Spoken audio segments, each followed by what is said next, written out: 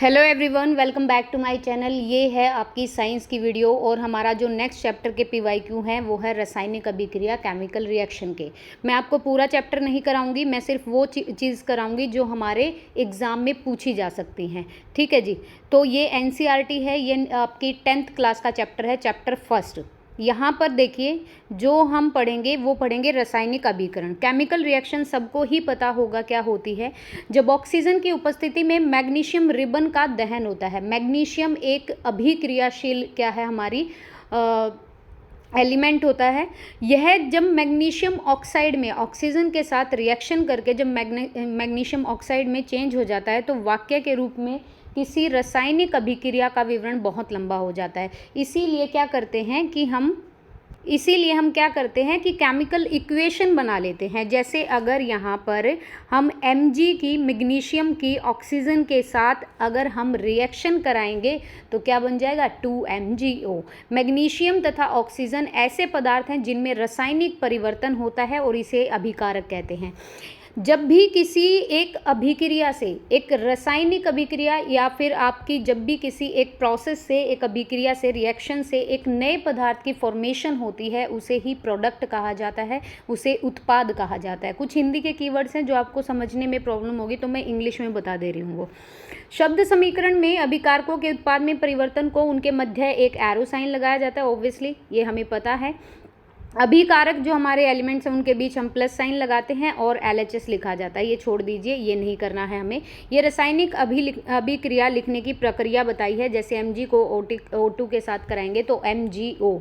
तीर के निशान के बाईं ओर और दाईं ओर के तत्वों के परमाणुओं की संख्या की गिनती की जाती है। ठीक है भाई, कि मैग्नीशियम के कितने परमाणु हैं, ऑक्सीजन के कितने हैं। अगर यहाँ पर इनकी परमाणु संख्या समान है, यदि नहीं तो समीकरण असंतुलित। हमें बैलेंस करनी होती है इक्वेशन। अगर आपने इक्वेशन बैलेंस नहीं की तो मतलब वो अनसिमिलैरिटी है। दोनों ओर द्रव्यमान बराबर नहीं है। किसी अभिक्रिया का ऐसा रासायनिक समीकरण ये कंकाली रासायनिक समीकरण कहलाता है। अगर किसी समीकरण में दोनों ओर जो मास है वो बराबर नहीं है तो ये एक कंकाली समीकरण कहलाता है। मैग्नीशियम के वायु में जलने का कंकाली समीकरण है ये Mg+O2 MgO। आगे बढ़ते हैं। जैसे यहाँ पर जिंक की सल्फ्यूरिक एसिड के साथ कराई है तो जिंक हमारी धातु है, सल्फ्यूरिक एसिड हमारा अम्ल है। जब किसी धातु की अम्ल के साथ अभिक्रिया कराई जाती है तो हाइड्रोजन गैस निकलती है।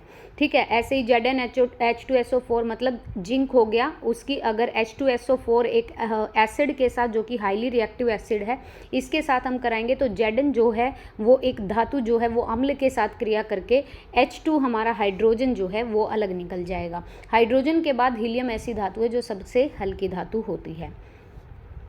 ओके, यहाँ पे देखिए यहाँ पे क्या लिखा है। अब यहाँ पे आयरन की कराई है। यहाँ पे देखिए Fe+H2O।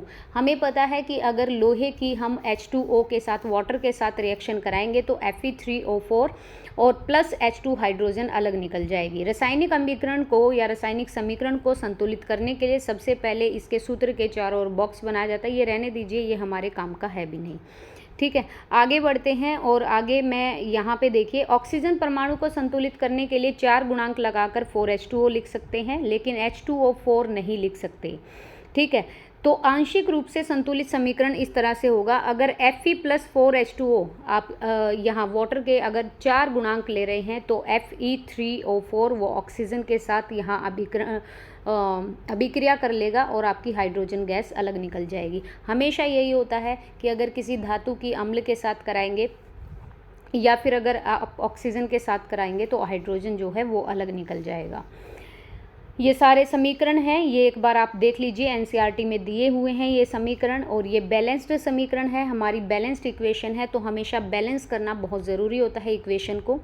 कभी कभी अभिक्रिया की परिस्थिति ऐसे होती है कि ताप हो गया, दाब हो गया, उत्प्रेरक हो गया, उनको भी हमें एरो के साइन के ऊपर या नीचे दिखाना पड़ता है।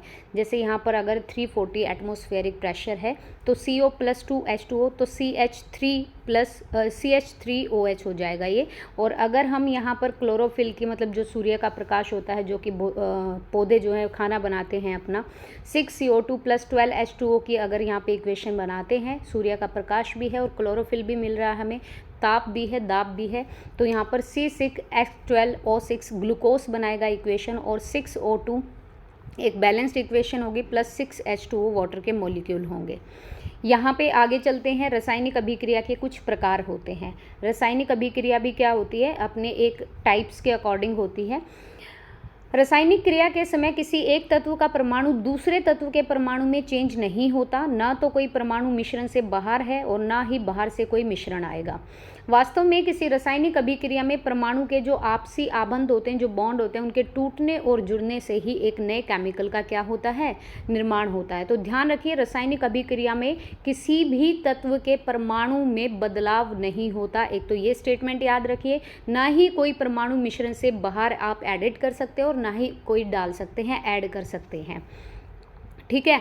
कैल्शियम ऑक्साइड जल के साथ बहुत तीव्रता से अभिक्रिया करके बुझे हुए चूने, जिसको हम कैल्शियम हाइड्रोक्साइड बोलते हैं, उसका निर्माण करके क्या करता है, हीट पैदा करता है। अगर आपने कोई चीज़ ऐसी देखी होगी, अगर उसमें हम वाटर ऐड करते हैं तो ना एकदम सर्र की आवाज़ आती है, यही होती है ऊष्मा। बिना बुझे हुए चूने का जो सूत्र होता है वो होता है CaO, जिसे हम कैल्शियम हाइड्रोक्साइड कहते हैं।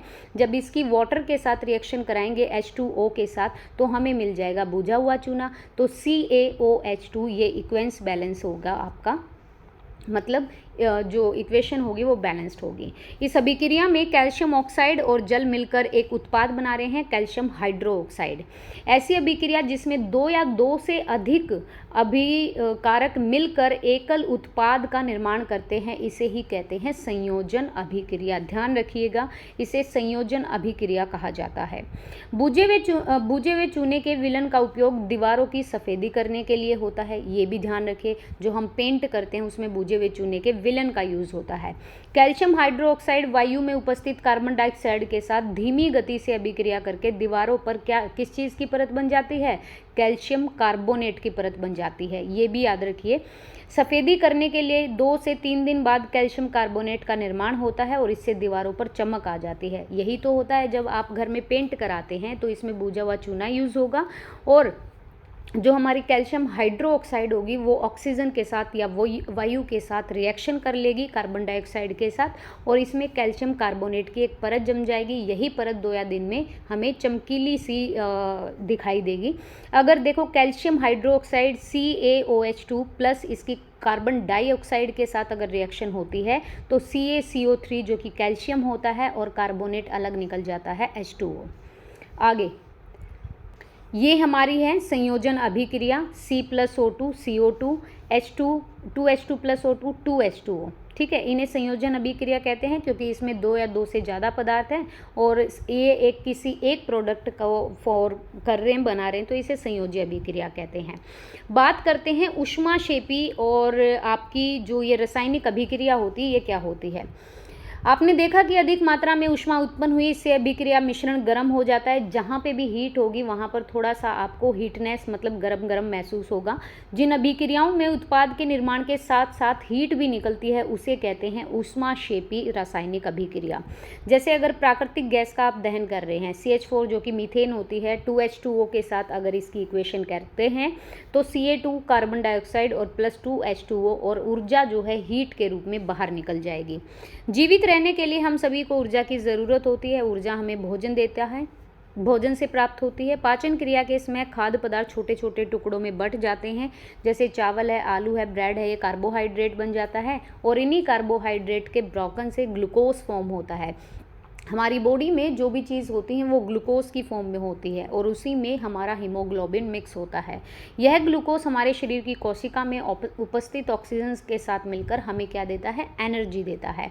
तो ये फॉर्मूला ज़रूर याद रखिए, C6H12O6 ये ग्लूकोज का फॉर्मूला है, +6O2 + 6H2O, तो 6CO2 + 12H2O और हीट हमारी बाहर निकल जाएगी। याद रखिए, अगर मान लो कि आपने खाना खाया और उसके बाद भाई आप जैसे अगर आप कोई काम पे जाते हैं या फिर अगर आप कोई ऐसा काम करते हैं तो 3-4 घंटे के बाद या 2-2.5 घंटे के बाद हमारी एनर्जी वेस्ट होती है। ठीक है, एनर्जी बाहर निकलती है और हमें कुछ ना कुछ और खाने की ज़रूरत होती है। ठीक है, आगे चलते हैं। आगे देखिए क्या बोला है इसमें। हाँ, ये देखिए फेरस सल्फेट की अगर हम यहाँ पे फेरस सल्फेट क्रिस्टल के हरे रंग में अगर परिवर्तित होता है तो ये गंध आती है जो हम सूंघ सकते हैं। 2FeSO4, SO4 मतलब सल्फेट है, Fe हमारा फेरस है, एक रिएक्टिव धातु है और लोहा है ये। तो Fe2O3 plus SO2 plus SO3 ये इक्वेंस्ट बैलेंस होगी और फेरिक ऑक्साइड बनेगा। इस अभिक्रिया में एकल जो अभिकर्मक है वो टूटकर छोटे छोटे पदार्थों में बंट जाएगा। ये एक वियोजन की अभिक्रिया होती है। गर्म करने पर फेरस सल्फेट जो होता है वो का क्रिस्टल जो है वो जल को अलग कर देता है FeSO4 प्लस FeSO4.7H2O और क्रिस्टल का जो रंग है वो बदल जाता है। इसीलिए जो फेरिक एसिड होता है Fe2O3 और जो सल्फर डाइऑक्साइड होता है SO2 और सल्फर ट्राई ऑक्साइड होता है तो SO3 इसमें वियोजित हो जाता है। फेरिक ऑक्साइड एक ठोस है जबकि SO2 और SO3 क्या है, हमारी गैसेस हैं। तो गैसेस के साथ इसकी इक्वेशन कराई गई है। ऊष्मा देने पर कैल्शियम कार्बोनेट का कैल्शियम ऑक्साइड और कैल्शियम कार्बन डाइऑक्साइड इन दोनों में वियोजन होना ही एक वियोजन अभिक्रिया है। इनका प्रयोग होता है आपका इंडस्ट्री में, उद्योगों में। कैल्शियम ऑक्साइड को चूना या बुझा हुआ चूना कहते हैं। इसके अनेक उपयोग से एक सीमेंट बनता है और ऊष्मा के द्वारा की गई वियोजन अभिक्रिया को ऊष्मीय वियोजन कहते हैं। जैसे CaCO3 एक चूना पत्थर है, अगर ये ऊष्मा निकालता है तो यहाँ से बुझा हुआ चूना बनेगा CaO plus CO2 carbon dioxide के साथ ये रिएक्शन करेगा। और अगर हम नाइट्रोजन ऑक्साइड NO2 अगर ये एक धुआं है तो इसकी अभिक्रिया कैसे हुई है। 2PbNO32 जो कि एक लेड नाइट्रेट है, अगर इसको हीट दी जाती है तापन में, मतलब एक हीट दी जाती है, अग्नि दी जाती है, तो 2PbO लेड ऑक्साइड अलग होता है, नाइट्रोजन 4NO2 और ऑक्सीजन के मॉलिक्यूल अलग हो जाते हैं। नेक्स्ट हम आगे चलते हैं। ये है आपका सिल्वर ब्रोमाइड और ये काफ़ी अच्छा रिएक्शन है आपके लिए जो कि आ सकता है पेपर में। एक तो याद रखिएगा, सूर्य के प्रकाश में सिल्वर जो क्लोराइड होता है वो धूसर रंग का होकर सिल्वर धातु बनाता है। एक सूर्य के प्रकाश में श्वेत रंग का जो सिल्वर क्लोराइड है धूसर रंग का हो जाता है और प्रकाश की उपस्थिति में ही सिल्वर क्लोराइड का सिल्वर और क्लोरीन में क्या होता है, डिवीज़न होता है, वियोजन होता है। 2AgCl तो अगर हम सूर्य के प्रकाश में इसको रख देते हैं, जो हमारी चांदी होती है, तो 2Ag प्लस Cl2 ये क्या बनाएगा हमारा, यही तो हमारा क्या बनाएगा, मतलब अगर आप सिल्वर क्लोराइड को Ag सिल्वर हो गया, Cl हमारा क्लोराइड होगा, सूर्य के प्रकाश के साथ आप करते हो तो सिल्वर धातु बन जाता है। ये जो सिल्वर ब्रोमाइड की भी इसी प्रकार से रिएक्शन होती है। Ag मतलब आपका सिल्वर है, चांदी है, ब्रोमाइड आपका Br है। अगर इसको हम करेंगे सूर्य के प्रकाश के साथ रिएक्शन तो 2Ag प्लस Br2, मतलब यहाँ पर शाम श्वेत फोटोग्राफी में यूज़ किया जाता है इस अभिक्रिया का और इसी ऊर्जा के कारण वियोजन अभिक्रिया होती है। आगे चलते हैं। एक चीज़ याद रखिएगा कि वियोजन अभिक्रिया में अभिकारकों को तोड़ने के लिए ऊष्मा, प्रकाश या विद्युत ऊर्जा की ज़रूरत होती है, या तो आपको हीट, या तो आपको लाइट, या तो आपको इलेक्ट्रिसिटी। इन अभिक्रियाओं में ऊर्जा जो है वो अवशोषित होती है, ले ली जाती है, हीट अपने अंदर ग्रहण कर ली जाती है और इसे ऊष्मा शोषी मतलब ग्रहण करना, अपने अंदर रखना हीट को। ठीक है, आगे चलते हैं और आगे देखते हैं कि क्या है। हाँ, लोहे की कील का रंग भूरा क्यों होता है, मतलब लोहे की कील जो है वो भूरे रंग की क्यों हो जाती है, ये होता है कॉपर सल्फेट के विलन का नीला रंग मलिन क्यों पड़ गया। अच्छा, ये दोनों चीज़ हैं। तो देखिए Fe प्लस CuSO4, CuSO4 होता है हमारा, Cu मतलब कॉपर, SO4 मतलब हमारा सल्फेट और Fe होता है लोहा। तो Fe जो है ये इसके साथ SO4 के साथ क्या कर लेगा, अपनी रिएक्शन बना लेगा FeSO4 और जो हमारा कॉपर है वो अलग निकल जाएगा। ऐसी जो अभिक्रियाएं होती हैं इनको विस्थापन अभिक्रिया कहते हैं। डिस्प्लेसमेंट जो रिएक्शन होती हैं, मतलब इन्होंने क्या किया, कॉपर को डिस्प्लेस कर दिया, समझ रहे हैं। तो इस अभिक्रिया में आयरन ने दूसरे तत्व कॉपर को कॉपर सल्फेट के विलन से विस्थापित अलग कर दिया और इसी अभिक्रिया को हम विस्थापन अभिक्रिया कहते हैं। ठीक है, दोहरी विस्थापन अलग होती है, डबल डिस्प्लेसमेंट होता है उसमें, ये डिस्प्लेसमेंट रिएक्शन है। Zn प्लस CuSO4 तो ZnSO4 प्लस Cu, अगर हम Pb लेड की करा रहे हैं CuCl2 कॉपर क्लोराइड के साथ, तो जो हमारा लेड होगा वो Cl2 क्लोराइड के साथ रिएक्शन करेगा, PbCl2 और यहाँ पे भी कॉपर की डिस्प्लेसमेंट हो जाएगी, क्योंकि जिंक तथा लेड कॉपर की अपेक्षा अधिक क्रियाशील है। जो ज़्यादा हाईली रिएक्टिव होगा ना, वो अपने से कम वाले को क्या कर देगा, डिस्प्लेस कर देगा। ये याद रखिएगा आप। श्वेत रंग के एक पदार्थ का निर्माण होता है जो जल में अविलय है। इस अविलय पदार्थ को अवक्षेप कहते हैं, और जिस अभिक्रिया में अवक्षेप का निर्माण हो उसे अवक्षेपण अभिक्रिया कहते हैं। सोडियम सल्फेट Na को हम सोडियम से रिप्रेजेंट करते हैं, SO4 हमारा सल्फेट है। बैरियम क्लोराइड के साथ अगर रिएक्शन करा रहे हैं तो BaSO4 जो बैरियम होगा वो सल्फेट के साथ रिएक्शन करेगा और सोडियम क्लोराइड अलग निकल जाएगा।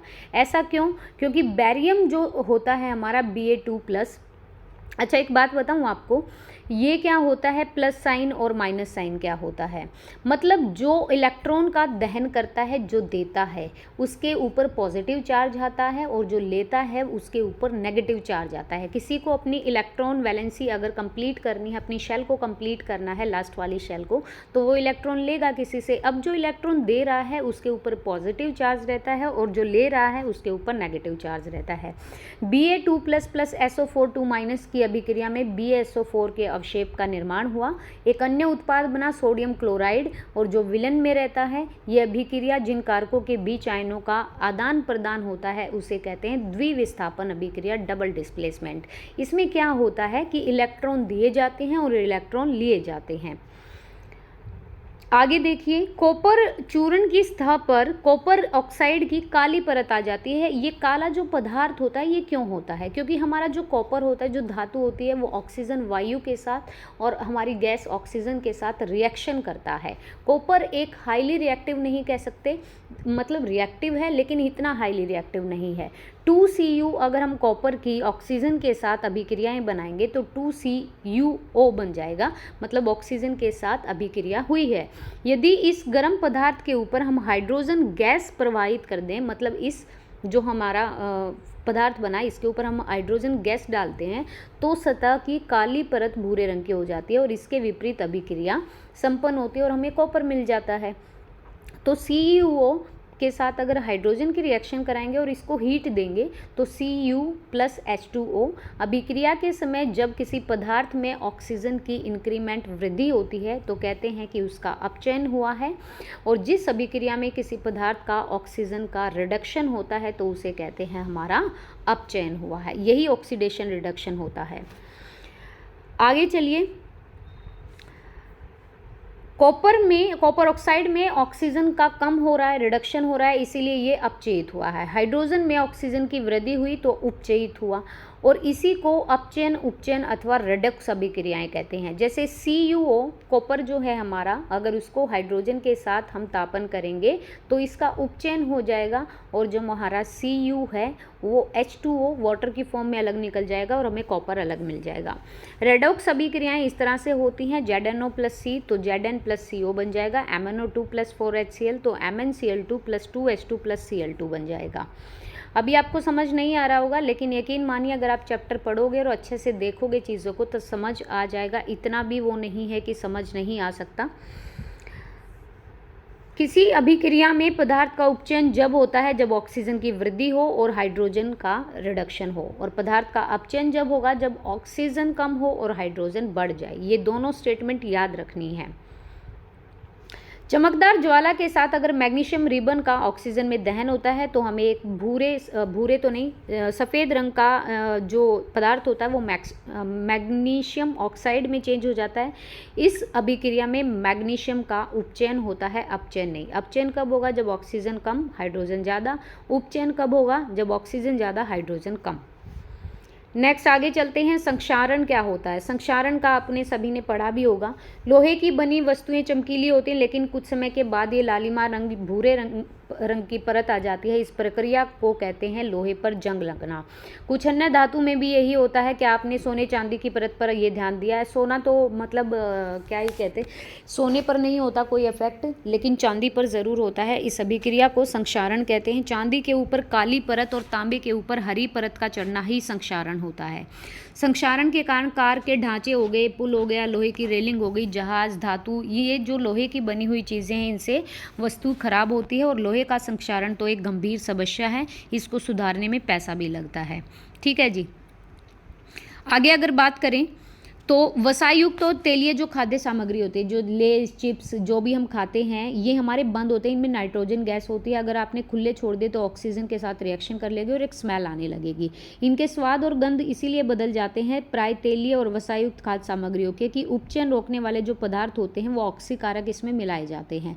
वायुरोधी बर्तनों में खाद्य सामग्री रखने से उपचयन की जो गति होती है, वायुरोधी मतलब अगर आपने बंद कंटेनर में रखे हैं तो इसकी गति कम होगी, लेकिन अगर आपने खुले छोड़ दिए तो देखो चिप्स की थैली से ऑक्सीजन हटाकर नाइट्रोजन जैसे कम सक्रिय गैस होती हैं, और ताकि चिप्स खराब ना हो अगर आपने खुले छोड़ दिए तो वो खराब हो सकते हैं।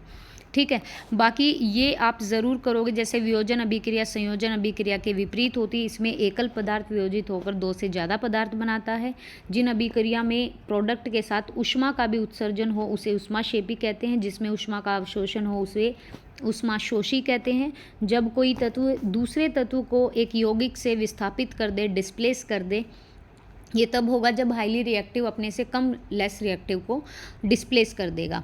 द्विस्थापन प्रक्रिया में दो अलग अलग परमाणु और परमाणु के समूह आयन का आपस में आदान प्रदान होगा। अवक्षेपण अभिक्रिया से हमें अविलय लवण मिलता है जो विलय नहीं होगा पानी में। अभिक्रिया में पदार्थ से ऑक्सीजन और हाइड्रोजन का ह्रास भी होता है, योग भी होता है। अगर ऑक्सीजन ऐड हुई है और हाइड्रोजन कम तो उसे कहते हैं उपचयन। अगर ऑक्सीजन कम हुई है हाइड्रोजन ज़्यादा तो उसे अपचयन कहते हैं। यही है आपका ये चैप्टर, और इसके बाद करते हैं हम PYQ। तो चलिए स्टार्ट करते हैं अपना वीडियो। तो आ गई हूँ मैं यहाँ पे। 9 चैप्टर है रासायनिक अभिक्रियाएं। कौन सा कथन सही है? ऑक्सीजन का योग एक ऑक्सीकरण प्रक्रिया है, इलेक्ट्रॉन का योग एक ऑक्सीकरण प्रक्रिया है, इलेक्ट्रॉन का निष्कासन होना एक ऑक्सीकरण होता है, या इनमें से कोई नहीं। जब इलेक्ट्रॉन ऐड होता है तो उसे ही कहते हैं ऑक्सीकरण प्रक्रिया। कैसे? ऑक्सीडेशन क्या होता है? ऑक्सीजन का योग होना या इलेक्ट्रॉन का निष्कासन होना। ठीक है, मतलब इलेक्ट्रॉन बाहर चला गया और ऑक्सीजन ऐड हो गई, इस अभिक्रिया के दौरान ही ऑक्सीकरण होता है। और रिडक्शन क्या होता है कि ऑक्सीजन बाहर चली गई और इलेक्ट्रॉन ऐड हो गया, इसके दौरान क्या होगा? अपचयन होता है। तो एक ऑक्सीकरण जो होता है वो हमारा इलेक्ट्रॉन का योग होता है, जब इलेक्ट्रॉन ऐड हो जाता है और ऑक्सीजन बाहर निकल जाती है। और जब ऑक्सीजन ऐड होगी, इलेक्ट्रॉन बाहर होगा, तो इसे क्या कहेंगे? ऑक्सीकरण कहेंगे। ठीक है, आगे चलते हैं। रासायनिक अभिक्रिया की दर निर्भर नहीं करती है किस चीज़ पर? दबाव पर कोई अफेक्ट नहीं करती है। कॉन्सेंट्रेशन होता है सांद्रण। सांद्रण क्या होता है? अभिकारकों की रिएक्टेंट की सांद्रता में वृद्धि के साथ अगर दर बढ़ती है, क्योंकि जो कॉन्सेंट्रेशन होता है उसमें वृद्धि से अणुओं के मध्य कॉलिजन की संख्या बढ़ जाती है।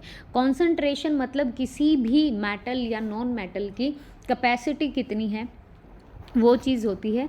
और यहाँ पे देखो, यहाँ पे जो इन्होंने ऑप्शन दिया है सही नहीं है। अच्छा, बिल्कुल सही है, सही नहीं है। मेरे को भी ये लग रहा है कि ये गलत है, लेकिन ये सही है कि इन्होंने स्टेटमेंट ही ये पूछी है, सही नहीं है। रॉन्ग स्टेटमेंट कौन सी है? तो ये स्टेटमेंट रॉन्ग है, क्योंकि इलेक्ट्रॉन का योग होना ही क्या होता है? मतलब इलेक्ट्रॉन अगर ऐड होते हैं, यहाँ पे इलेक्ट्रॉन अगर ऐड होते हैं तो ये अभिक्रिया अपचयन रिडक्शन कहलाती है, जबकि उन्होंने बोल रखा है कि ये अभिक्रिया ऑक्सीडेशन कहलाती है। ऐसा नहीं है, जब इलेक्ट्रॉन बाहर जाएंगे ऑक्सीजन ऐड होगी तब ऑक्सीडेशन होगा। ठीक है, आप इतना सा ध्यान रखिए, ऑक्सीजन ऐड होगी तो ऑक्सीडेशन और ऑक्सीजन बाहर जाएगी तो रिडक्शन। तापमान में वृद्धि, ताप में वृद्धि के साथ रासायनिक अभिक्रिया की दर बढ़ जाती है क्योंकि हीट ज़्यादा हो जाती है। उत्प्रेरक उपस्थिति से भी दर प्रभावित होती है, लेकिन दाब से नहीं होती। उत्प्रेरक के विषय में क्या कथन यहाँ पे सत्य है? वह पदार्थ जो अभिक्रिया की दर बढ़ा दे, वह पदार्थ जो संक्रियण ऊर्जा को बढ़ा दे या घटा दे या अभिक्रिया में ऐड हो जाए, तो हमारा यहाँ पर A और B ऑप्शन सही है। उत्प्रेरक मतलब वह पदार्थ जो अभिक्रिया की दर को, जो रिएक्शन की रेट को बढ़ा दे और जो ऊर्जा को घटा दे। रिएक्शन की रेट बढ़ा दे, ऊर्जा घटा दे। उत्प्रेरक अभिकारक व उत्पादों के मध्य संक्रियण जो ऊर्जा होती है, जो एनर्जी होती है, वो कम करके उसकी जो अभिक्रिया है उसके वेग को बढ़ा देते हैं, तभी हमें नया प्रोडक्ट मिलता है। एक रासायनिक अभिक्रिया की पहचान किससे नहीं हो सकती? एक रासायनिक अभिक्रिया के दौरान ना तो कोई कण उत्पन्न होता है, ये पढ़ के आए हैं, और ना ही कोई नष्ट होता है। अतः कुल द्रव्यमान जो होता है वो अप्रवर्तित होता है। तो द्रव्यमान परिवर्तन से क्या होता है, कोई भी पहचान नहीं हो सकती। अवस्था में परिवर्तन होगा, गैसों का ऐड होना या रिडक्शन होना होगा, गंध बदल जाएगी, रंग बदल जाएगा, तापमान चेंज हो जाएगा, ध्वनि अलग हो जाएगी, लेकिन आपका क्या नहीं होगा, द्रव्यमान में मास में कोई परिवर्तन नहीं होता, मास कभी चेंज भी नहीं होता। सोडियम सल्फेट और बैरियम क्लोराइड, अभी हमने ये की भी थी, सोडियम सल्फेट बैरियम क्लोराइड, ये दोहरा विस्थापन है, डबल डिस्प्लेसमेंट है।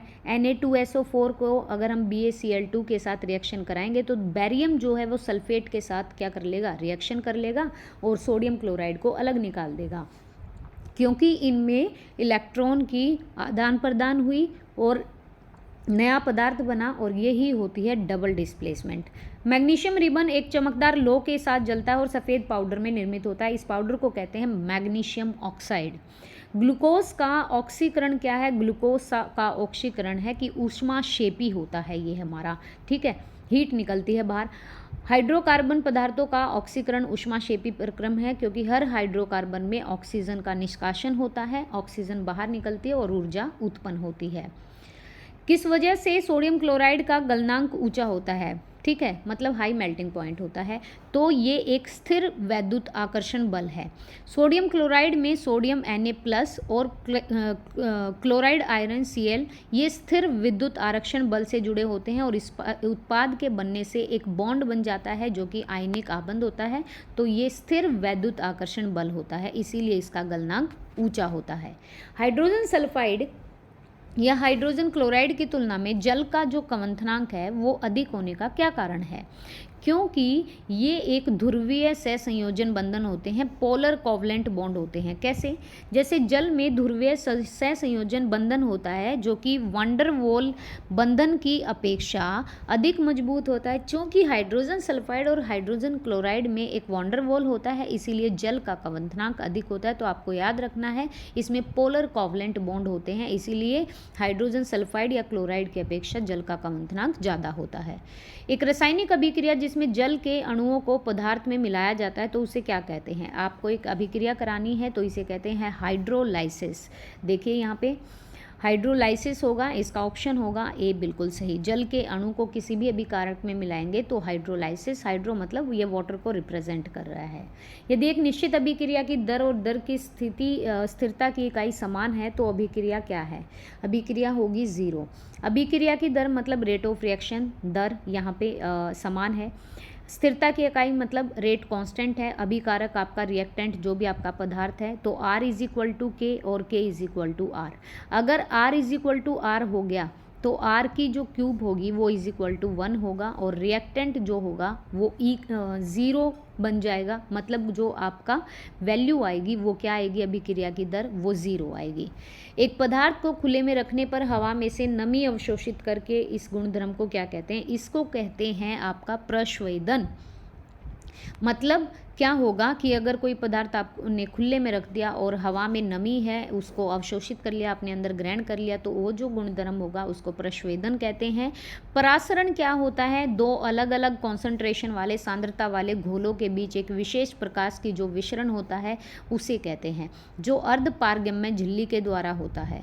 शुष्क क्या होता है, किसी वस्तु में से अगर जल निकाल लिया, मतलब वही तो हो गया।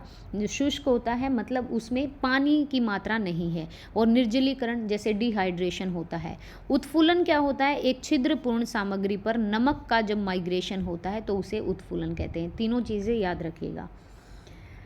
यही थे यहाँ पे 12 क्वेश्चन और मैंने आपको चैप्टर करा दिया है ऊष्माक्षेपी। यहाँ से ना इक्वेशन आने के ज़्यादा चांसेस हैं केमिकल रिएक्शन के। मैग्नीशियम ऑक्साइड का आपको से पूछा जा सकता है, कॉपर सल्फेट का पूछा जा सकता है, सोडियम क्लोराइड का पूछा जा सकता है। आई होप सो कि आपको वीडियो पसंद आएगा। इस वीडियो पसंद आए तो please like and share and please subscribe the channel. Next chapter हमारा रहेगा ईंधन, विलन और गैस। मैं आपको एज इट इज़ करा दूंगी, इसका हमें वो पढ़ने की इतनी ज़रूरत है नहीं। केमिकल इक्वेशन की ज़रूरत थी तो उसका मैंने करा दिया। Thank you.